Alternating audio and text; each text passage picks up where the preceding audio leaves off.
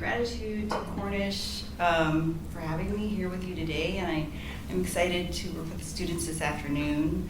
And I recognize this is a very important academic year here at Cornish. This is the first year that Cornish is a part of Seattle U, and I want to congratulate both institutions for saving an ACAD school. This is a very wonderful education, a BFA education that's extremely valuable. And so I'm very excited for you this school year.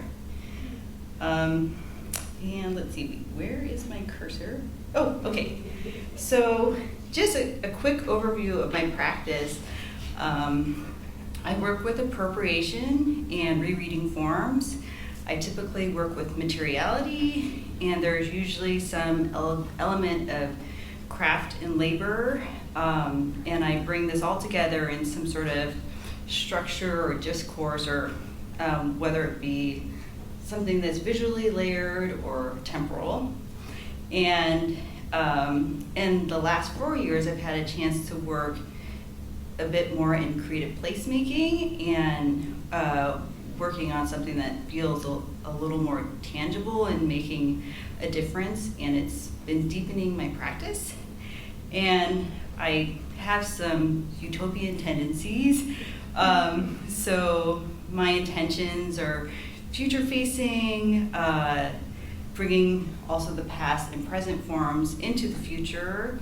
And I have a tendency with ancestral forms, and I think it's because during my BFA, I realized that I needed to decolonize my education, but not really a deconstruction, but expanding onto it.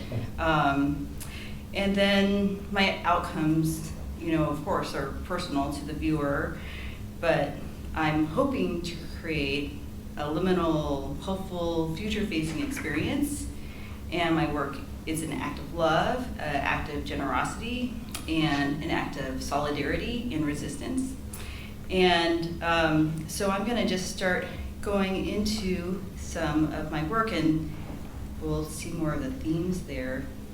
So I'm taking you back to the beginning of the first Trump administration, and it was at that time, February 2017, was the 75th anniversary of Executive Order 9066, which sent Japanese Americans in the Western United States into concentration camps. And during this anniversary, it was also the first big xenophobic policy that we saw, the Muslim ban. And so those things were happening together, and it was pretty shocking at the time. And of course, now here we are. But also then, I started seeing more information and content about Japanese American incarceration that I wasn't familiar with, and I saw these photos that Dorothea Lange had taken at Manzanar, which is a relocation camp near Death Valley, California. And at that camp, and at a couple other sites, there was these camouflage net factories that the Army had set up. And they made, these young Japanese Americans made tens of thousands of nets for the US Army. And the images, I was really shocked by them, because I had assumptions about the camp experience. My family was incarcerated and my dad was born in camp. I had assumptions about camp labor that were not like making objects and handicraft, and it was really also stunning to see these young people who are the peers of my grandparents doing this kind of weaving and producing a fiber handicraft. But it's also a handicraft that is a technology of war, and it's a strange paradox that these young Japanese Americans, these young Americans, you got to be an American citizen to work in the factory, were making these products for the Army. And I started to research more about the nets, I learned that the material they were weaving was a dusty hemp fabric that was it caused some breathing problems. And so some of the photos, they have their faces more covered up to protect their breathing. And I began to wonder what it would be like to weave a whole net like my elders, and what would that feel like? Because they are just such massive, massive nets. And as a third and fourth generation Japanese American, I'm rather removed from manual labor, but it was something that my grandfather did when he first came to the States. He was a coal miner at age 16 in Colorado, and then for the next 15, 20 years, he just traveled around the western United States following all the different farm harvests and packing, and I'm so removed from that physical labor. And I was thinking about the camp experience itself. It was something that people in my family, they tell you a lot of stories of perseverance, and this is very common in my community to be told about all these cool things that they did or how they were able to make money, and they just want it to sound like it was okay. It's like, don't worry about us. But as I started to dig more and more as an older adult, I would find out that it wasn't really okay. It was dehumanizing. You had to use a toilet in front of other people. There's no stalls for, imagine doing that for 3 or 4 years. And it was it was embarrassing and shameful to be carted away. I was thinking about making a net and the materiality of kimono fabric. It has a very rich, deep history, also regional craft. And this materiality could be a source of pride for being Japanese. And I was thinking about camouflage itself, that it's a visual blender through which we could see people as interconnected. And this, at the time, was making more sense to me with the Muslim ban. So this is the first version of the net. It was done through Public Art Boot Camp, which I strongly recommend when the city has the Public Art Boot Camp for students after graduation to sign up for that. So this was a kind of a learning process for making temporary public art at the Seattle Center. And I was thinking about various people walking through the net and being seen through it. Here's a side view.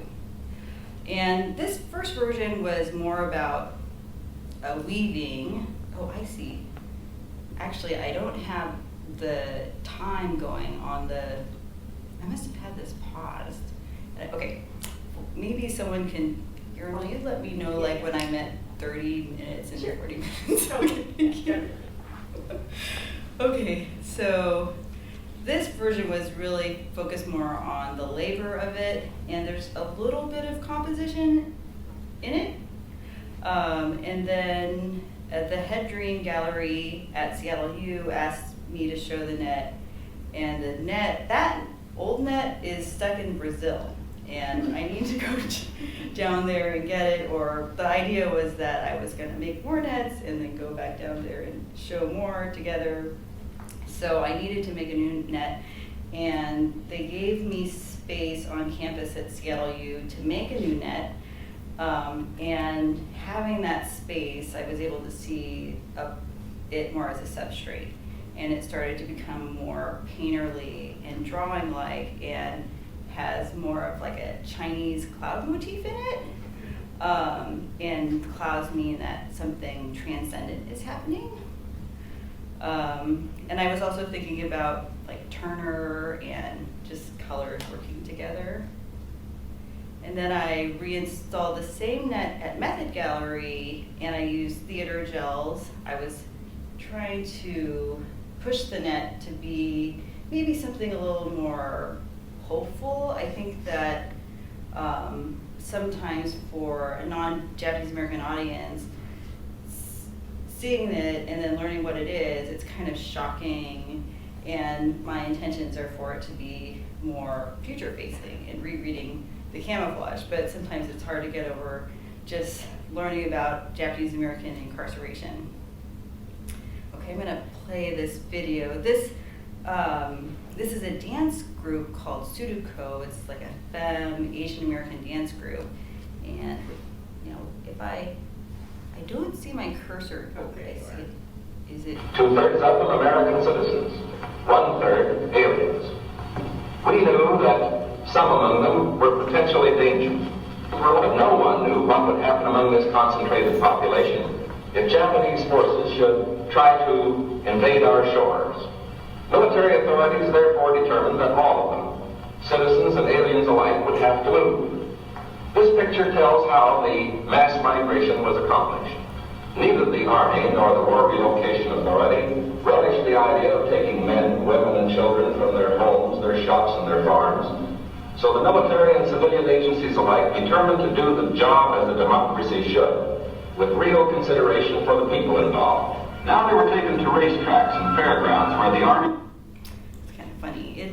They used, for part of the sound was from these newsreels, propaganda newsreels, but there's this little tongue-in-cheek where they're just walking over someone, right? And then the same, sorry, how do I get, oh, I see the cursor now. Okay, was at soil, and it became more of a fort, and I had some cushions under there, so it was kind of a little safe space. And then the last iteration so far of this net, I made it for the Vestibule Gallery for their Seattle Art Fair booth. And I was thinking more and more about the generation who wove the nets, and if they determine the design of the net, what would that be? But it's, from my own imagined understanding as a grandchild. And what I can tell you about this generation is that they were, I don't know if the students are familiar with Archie Bunker, but sort of like this mid-century, older, kitschy generation. And you could kind of imagine like a home where you have like a plaid sofa, but then there's lots of Afghan crocheted blankets that people made, but then there might be like a Japanese screen on the wall or a bunch of dolls, and then everyone's sitting around in like polyester shirts and smoking cigarettes or something. It's just it's something that's different than the visual, like procession of images from camp, like the Dorothea Lange photos. And I feel like people from incarceration, they're just forever known for those photos and that it identifies them. And here's, for instance, this is a photo of a woman from Bainbridge Island. And I was talking to her nephew, and he was telling me that like everybody just knows her from this photo, but did you know that she liked to collect tchotchkes, like these tchotchkes? And I'm trying to remember if it was like chickens or tigers, and that her home was just like filled with this one animal that she would collect, and that she had this whole life after camp, right? And so I made this net with rickrack, which is kind of a old, like a mid-century sewing notion. And then I wove the camouflage net with that cloud motif, thinking about Japanese screens. And I feel like, sometimes it helped change the narrative a bit. Sometimes when non-Japanese people would ask me about the work, even this work, it's like I have a disease or that there's something wrong with me, even though this story is so much a part of who I am. But then when like Japanese American artists at the art fair, when they saw the net, they would say, oh, that's exactly what my bachan would make.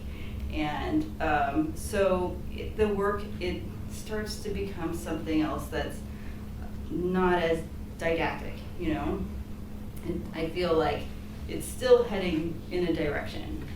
And I think also working with these historic forms that it kind of is difficult to get away from being too didactic, right?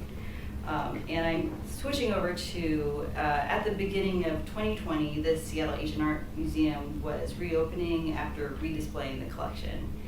And they asked local Asian American artists to do a teaching artists program. And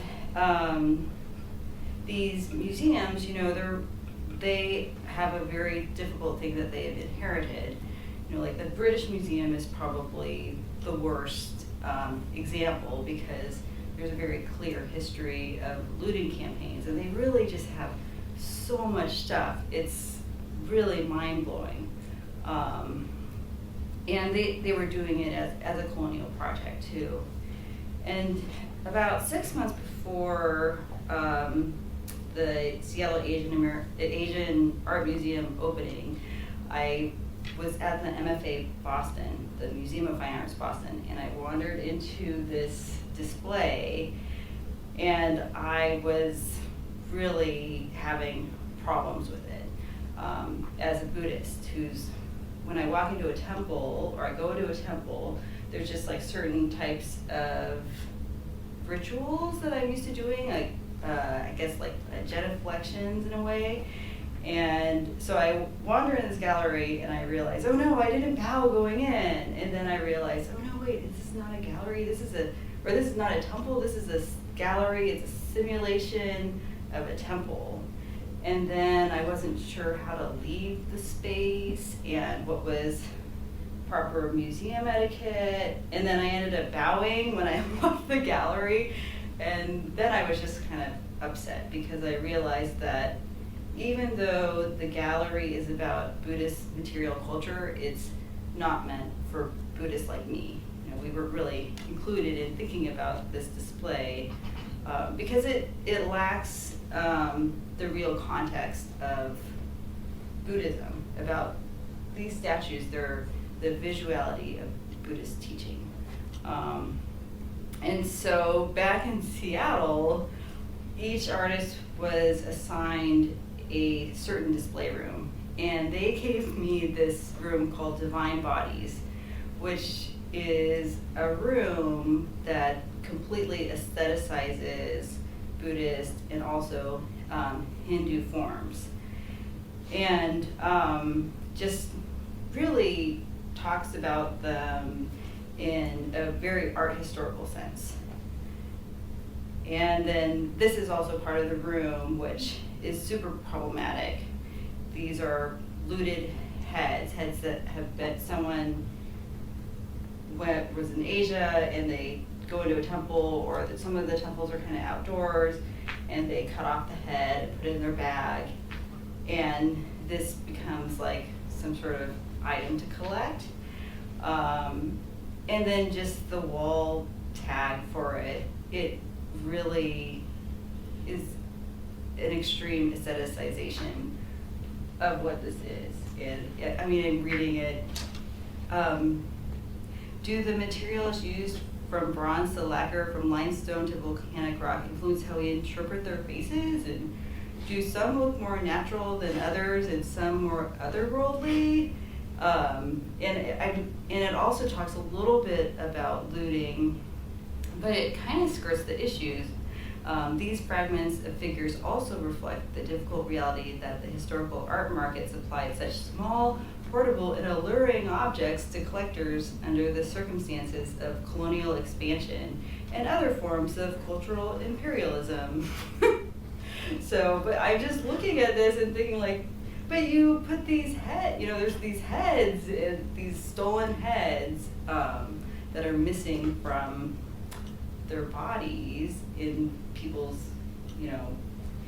temples. And also Ai Weiwei, he had at his show, if you were able to see it at the Seattle Art Museum, he had a display that was the remaining feet, which was pretty clever. So it's like, how do you take this room or respond to the room in a way that maybe like does something? And so I invited my minister from my Buddhist temple, Seattle Betsuin Buddhist Temple, to do services in the museum for the opening with this standing marble Song Dynasty Buddha, and reinvigorate the Buddha with the living, teachings of the Buddha. And it was pretty fun because he's like a jock. He's he did like the Japanese Peace Corps and was the softball coach for Zimbabwe for a couple of years. And it was fun to get him in front of people. And meanwhile, in this education studio, visitors would be making paper flowers, and then they would go upstairs to the Buddha and learn how to make a ritual offering of the flower. And I would say that the project, it kind of cured my sense of erasure that I was having in other museum spaces. And I can see these museums more as liminal spaces that are ripe for intervention. So I have a little bit, I'm gonna kind of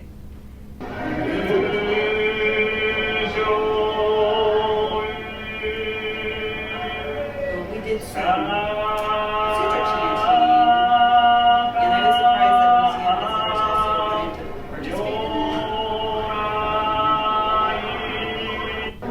it. Awakened one who send us the guidance and teaching. So this statue is a statue form of the Dharma teaching. So these sutras, the written version of the guidance sutras which we follow. Then the sanghas is the person who appreciates this guidance. So this Buddha, Dharma, and Sangha is really important to us. So that's why we say this we call three treasures.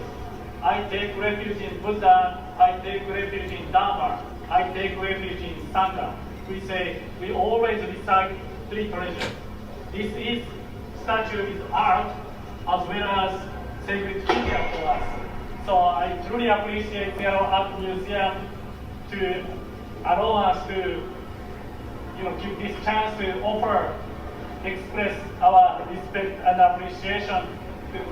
We are having a service in front of this statue, but we are expressing our appreciation, respect to all the statues in this museum.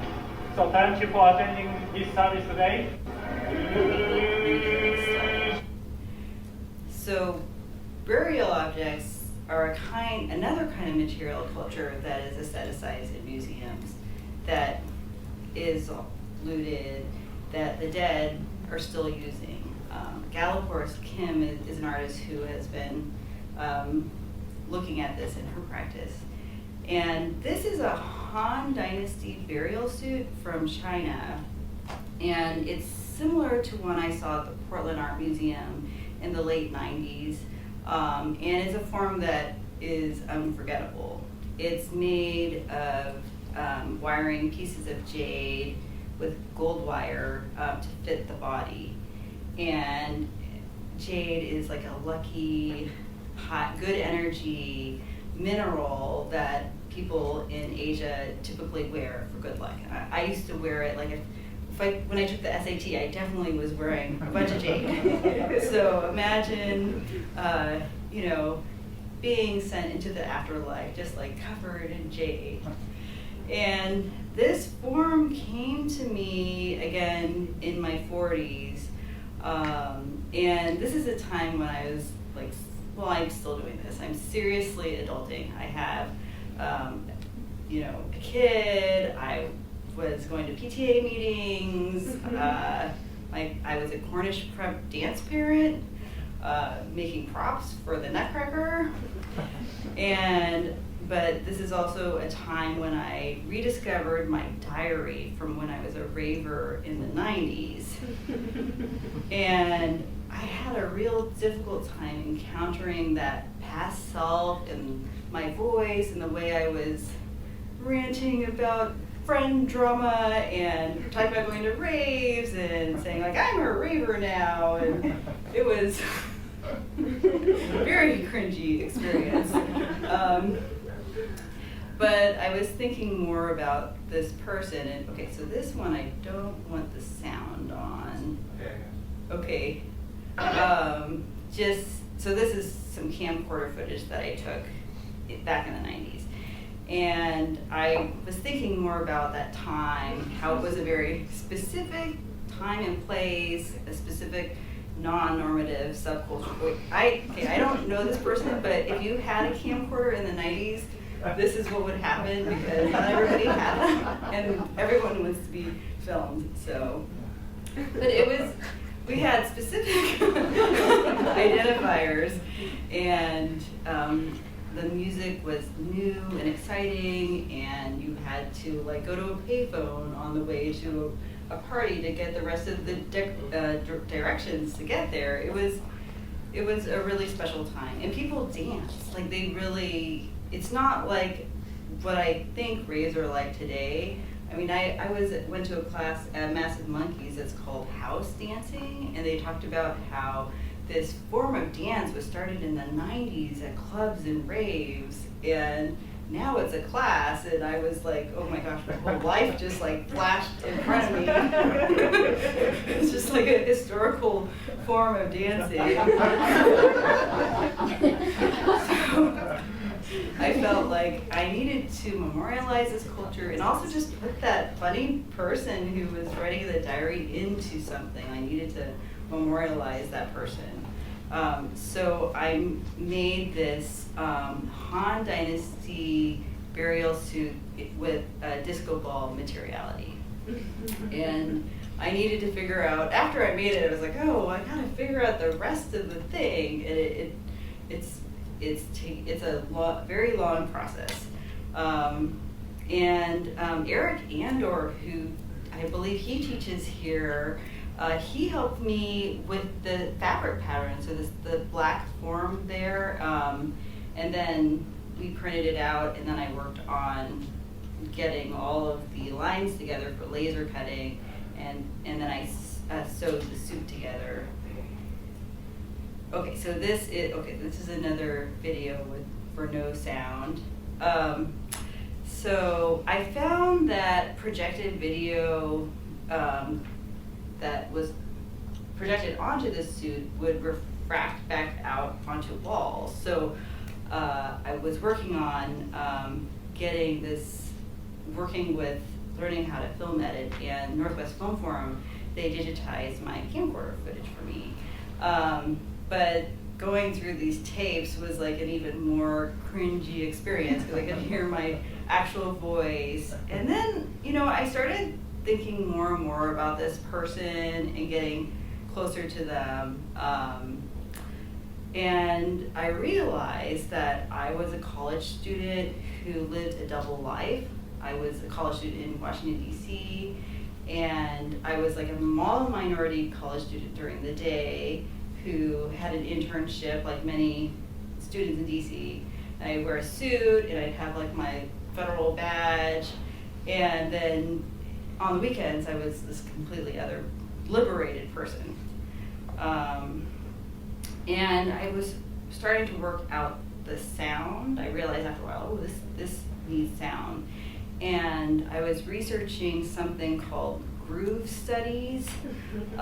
It's a psychological study of the human urge to dance to music. And it turns out there's a certain BPM, 120 beats per minute, a strong bass, uplifting syncopation, these are elements that get people to start moving. And they have these psychological studies where they have a bunch of people in a laboratory and they like watch them, or they have their brains connected to a scanner to see, what is really happening. And it reminded me of this Parliament album, Funkentelechy versus the Placebo Syndrome. And in it, this character on the right, Star Child, that's George Clinton, he gets this other character, Sir-Nose devoid of funk, to dance by shooting him with the bop gun. And Sir-Nose devoid of funk is of another kind of self-othering mindset, right? He is, it's a certain Black American mindset to not be seen by the dominant society as dancing, and not to be taken seriously. And so, as a student in DC with my double life, this started to make sense to me, where I realized going to raves was like my bop gun. And that groove, which is an intrinsic human phenomenon, I was grooving in community with other humans, and I think it was just liberating, and it was clear from my diary that this was what I really self-determined to be doing. So this is the still image from the installation, and the burial suit is on top of an acrylic vitrine. I was thinking about the model minority myth, and with the idea of museum collections and how our cultural objects are boxed in. And these vitrines, they're like aquariums. They lock away material culture to be othered and not, having that authentic engagement like in the museum. So the suit is on top of the vitrine, and it dominates it and renders it useless as a vitrine, right?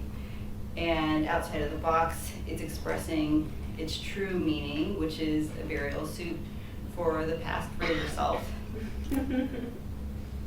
So I have here, okay, so this will have no sound. You'll have to go to Jack Straw in October 24th is the opening, and then you can hear it.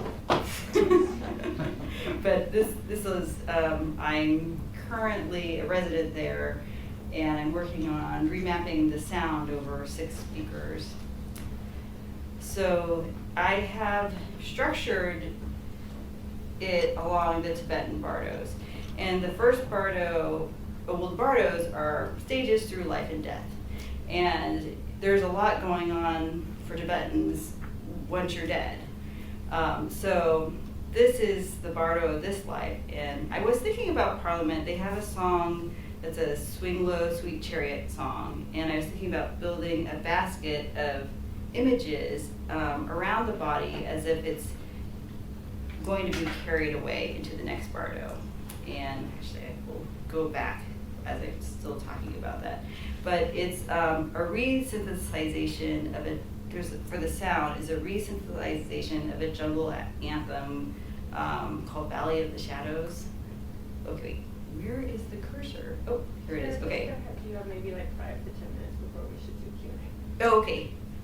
Oh, we have 5 to 10 minutes before that? Yeah. Oh, We're wow. at the 12:30 and it's 12:10 right now. Oh, wow, okay. So that's good because we're on time then. Okay, so this, I'm gonna pause it.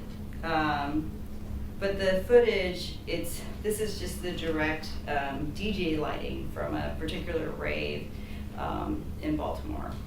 And then, see, as I go on to, I think you saw some of the next part is from the Bardo of Dying. It's a more discordant Bardo with a tension between life and death. And there are some sounds that sound like bodies falling on the floor and some sonar, like you're trying to find your way. And then there's this like sense of release. And so I have kind of like a split scan, like Space Odyssey 2001, but it's like of my hands and feet.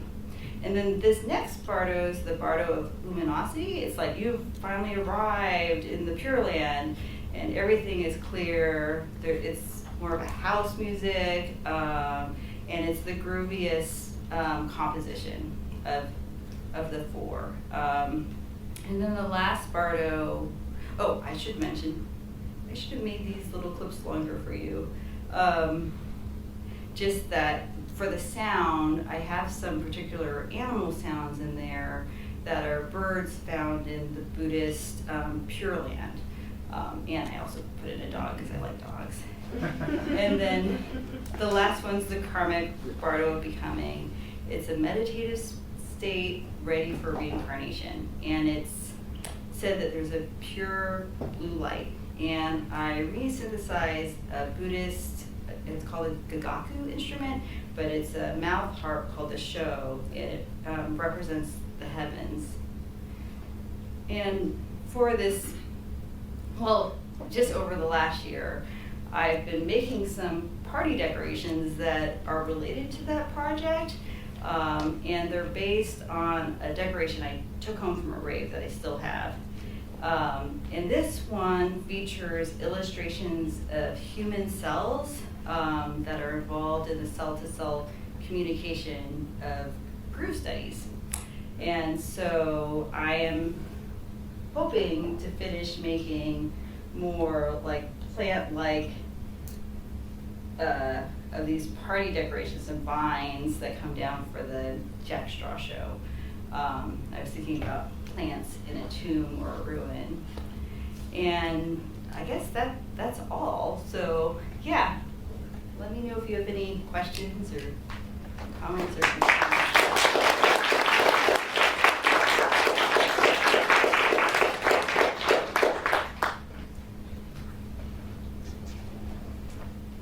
Oh, okay, yes. I noticed you work with a lot of history and historical documents. Could you talk to us more deeply about your method of your research? Like, where do you start? Do you use books, or do you prefer internet? Yeah, sort of things like that. Oh, yeah, I prefer libraries. But like for the Camouflage Net project, there is something that's based here in Seattle called the Densho Digital Repository, and that's a community-based archive that people have sent in photos, and then community members have collected all these oral histories. So that's one kind, but I really depend more on library research. I think that there's something special about it, because often you can't really just Google whatever you're looking for and find the same information or as deep of information on the internet. So yes.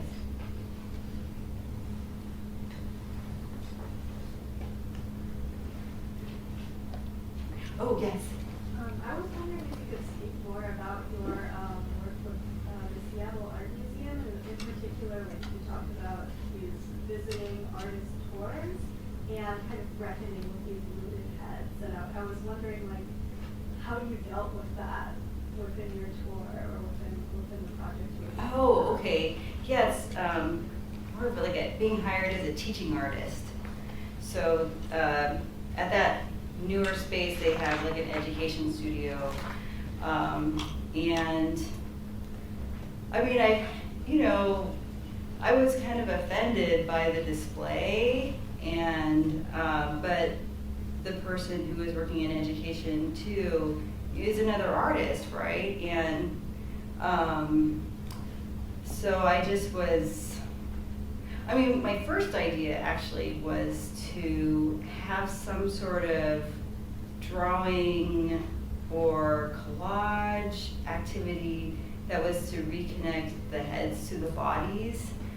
But the curators said I asked, like, well, do you know what the bodies look like? And they said no.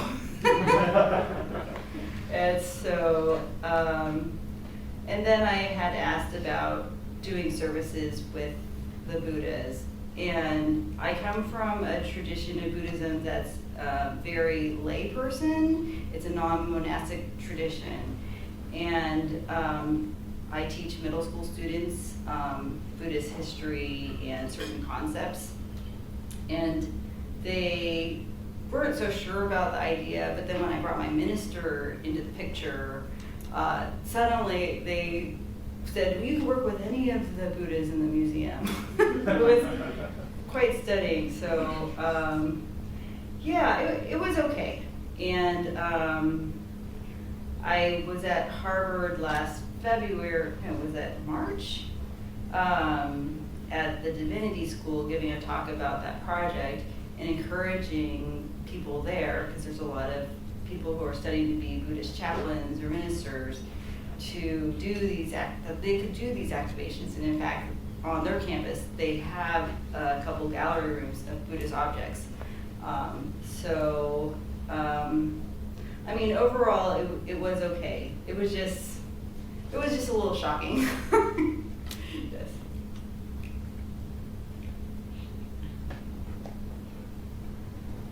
Oh, yes. Something that you said there made me take a little bit of pause. I know we obviously can't assume people's intentions or like reasonings for things, but the thought that like, do you have any ideas as to like why they said no to you, but then we're like, oh, actually, yeah, do whatever you want when you brought your minister into it, or like? I think I'm imagining that just in the West that there is a certain power structure and understanding of religion where you have priests and then you have like parishioners, and that they didn't quite understand that it would be okay for me to lead a sutra. But I thought it was encouraging for my minister for him to learn as an immigrant, someone who has a green card, that he can start to activate spaces. And sometimes people from Japan, they're a little unsure about navigating things. And so I think it was really eye-opening for him. Thank you.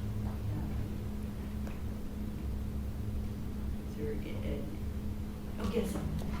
You were mentioned the concentration camp camouflage project. I'm sure there are different receptions, and I'm curious to know how the reception was like for older Japanese American viewers to see the similar pattern in front of them that they were potentially working on or have seen. Just wondering about the reception of that. Oh, the work.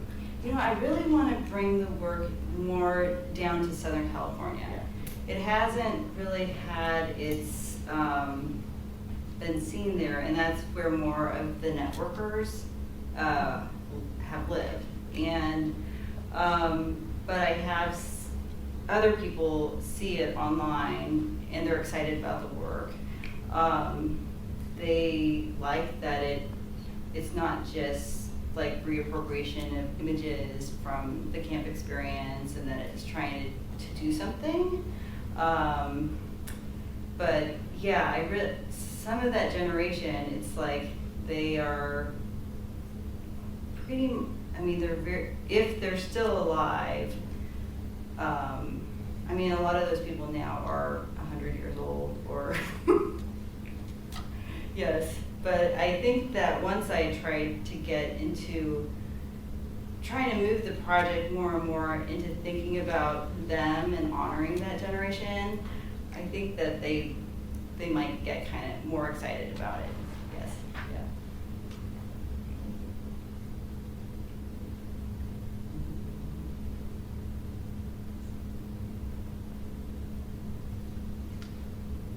Do we have any remaining questions? Oh, yes. Oh, Yeah. over there. Hi, can you talk a little bit more about the incorporation of the clouds into the pieces? Oh, the clouds into Yeah. it. Let me see if I can go back in the slides. From that you can start seeing it here a little bit, sort of these kind of sideways zigzag composition. And I think it's just something that's, that I started to entrain myself to do, is to think a little bit more in these motifs.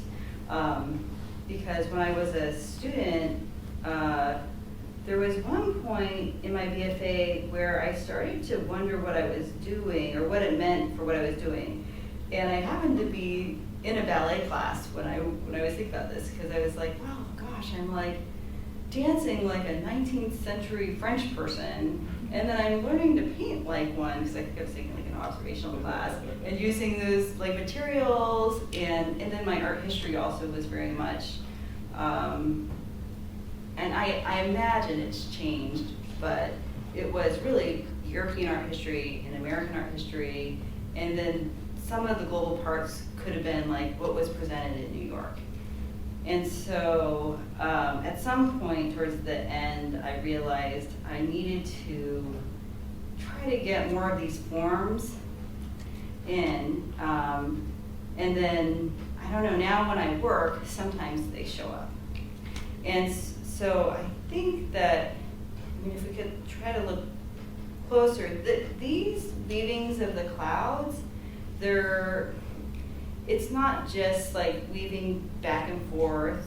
They're a little more layered, where I'm weaving side to side, but then also up and down, and trying to bring different colors forward and thinking more about how these shapes relate to each other.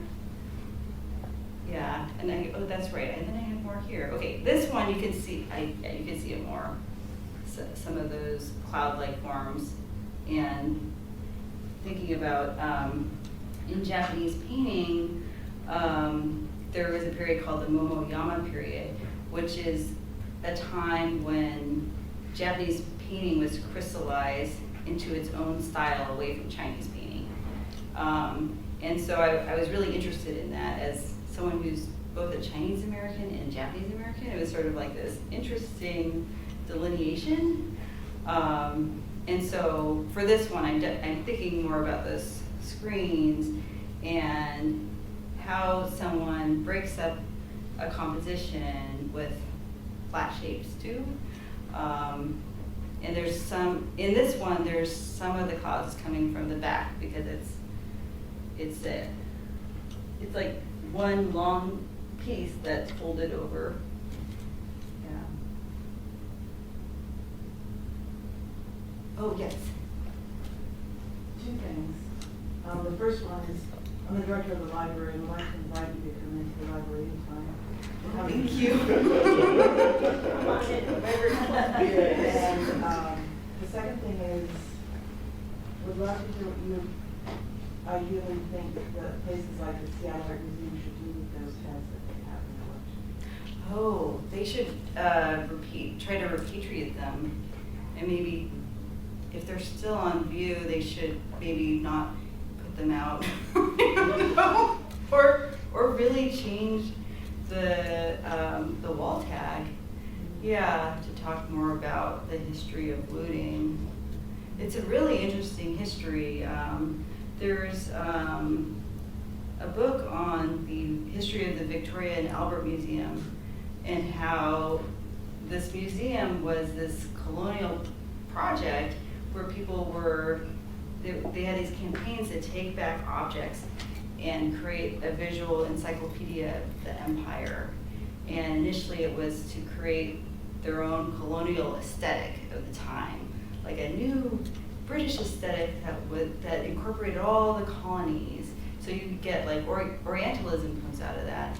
And then soon it just became like a way to show power and like a central place where the whole empire was collected into this one building. So yeah, it's kind of crazy.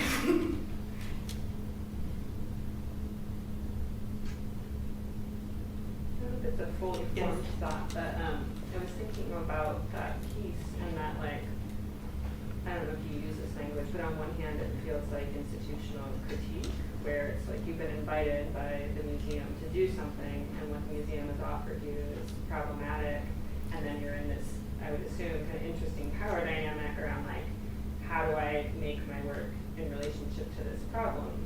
And then I think the offerings you did in a way that you're talking about like future facing and like utopian is a really interesting way of engaging with institutional critique, which is like, how can I awaken these statues that have been robbed and decapitated? And like, how can I bring the cultural context that the museum has kind of erased or forgotten to include like into that space? So I don't know if this is a question, but I'm just kind of like wrapping my head around the idea of like institutional critique being a form of healing and like a way of like sort of evolving that conversation that's different than maybe what I think of when I want to like break something apart or tear it down. And I don't know if you have any like thoughts on that spectrum, but I'd be curious to hear like, the way you think about that critique. Yeah, I mean, for this critique, it is comes from a very spiritual place. Mm-hmm. So that could be part of it, is a sense of belief. And it's funny too, because, well, I think we're kind of over it, but there was a long time in the art world, in the Western art world, where you wouldn't do work that was spiritual or religious. But looking at, and that's really from the Western context, looking at the Kyoto School of philosophy, it's different, where spirituality is a personal experience, and it's just a different religion, and it's more about being interdependent and interconnected. And I wanted to do something that did something, and I mean, I don't want to be like someone who's trying to propagate their religion around too much, but I think it's a really cool religion, and I think it's a very exciting sect of Buddhism. And so, I mean, that was part of it for me, like, well, maybe people will learn more about us too. I mean, but that's kind of built into it, because there is a sense of erasure. Yeah. I think we might have time for one more, otherwise we can call it. Oh, yes, yeah. Thinking about like the context of a work, I was just curious what the experience was like of taking the camouflage nets and bringing them into so many different spaces. Because looking at like the slides of them, like seeing it in like art fair versus like in soil and other spaces, they really do morph into their own like unique pieces. But I know you were saying, I think like some of them you made a new net for, but some of them were the same net. And I was just curious how you were approaching that when you were entering a new space with that project. Oh, yes. Yeah, when I first made the net, I didn't even know what it was going to look like installed, because I didn't really have the space to see it. So sometimes I would be sitting in my backyard on the deck and just like working on this thing, or in my studio, but it'd be all bunched up on the floor and I'd be weaving. And so it was, when I first saw it this way, I immediately saw it like, oh, it's like a barrack actually, like a camp barrack. And I started to see that, oh, this net, it could take on so many different forms. I think also because of the size. And then here at the Hedreen, Ariel Simmons was helping me with how do we want to install it in the space. And there was other times where I installed the net that was more in this house-like form. And so she was playing around more with a more organic shape, and I was like, ooh, I really like this. Sometimes you need someone to work with you and reveal something that you didn't really know about the piece. And so here I was kind of playing with that more and lifting up different parts of the net. At Method, in the back corner, there's kind of this like bench-like space, and so I kind of created a little spot where you could sit on the bench and it could be kind of like a safe space.